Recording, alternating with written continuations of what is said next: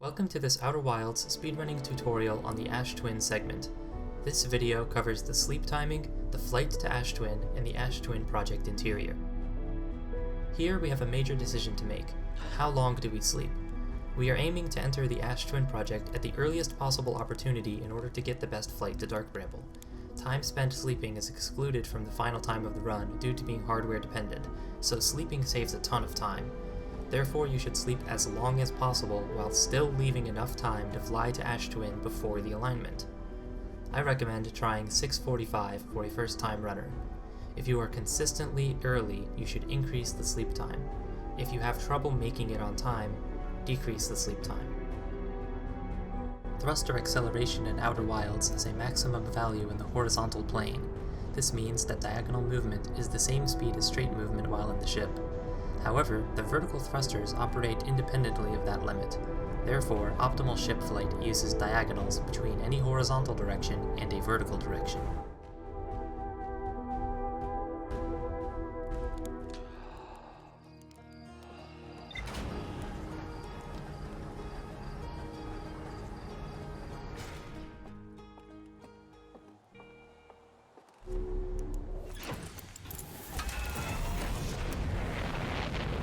Start by turning left while boosting up and forward.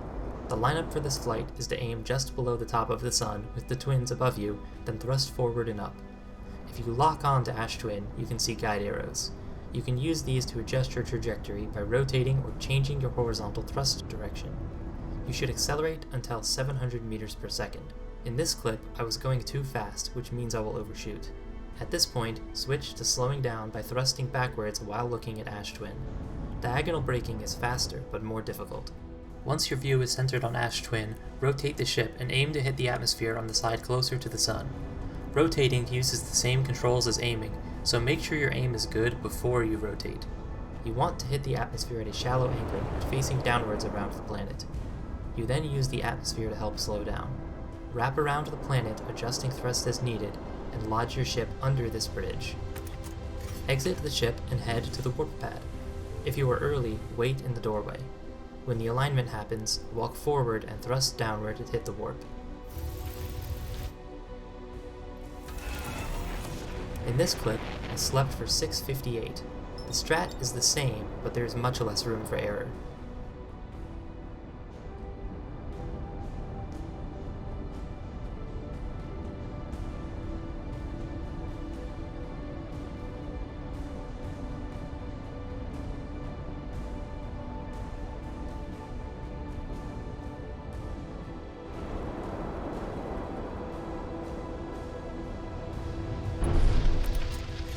You can also fly over the cactus, which is faster if you are cutting it close, but it is riskier.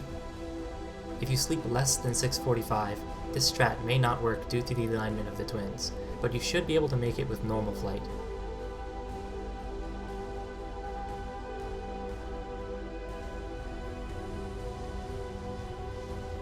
If you are really early, you can go into the alcove and use your scout to time your warp.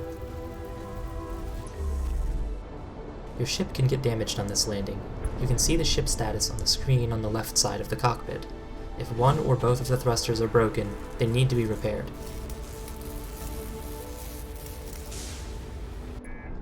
If the alarm goes off, it might mean the reactor is damaged. It will explode if not repaired. None of the other parts matter as long as the ship remains intact.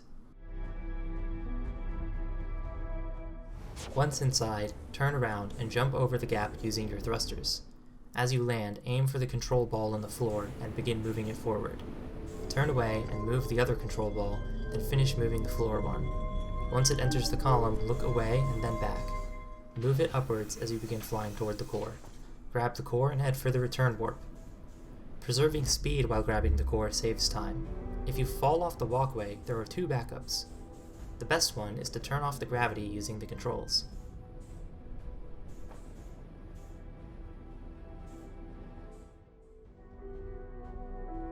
The other way is to head towards one of the poles, then fly into the center.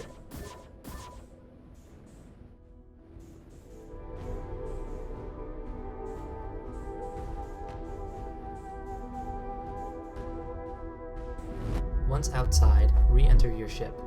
If your ship was taken by the sand, it means you didn't get it far enough under the bridge. If all 3 of the ship's landing legs are on the ground, the engine turns off, which loses time. If you lodge the ship under the bridge properly, you can avoid this. You are now ready to head to Dark Bramble.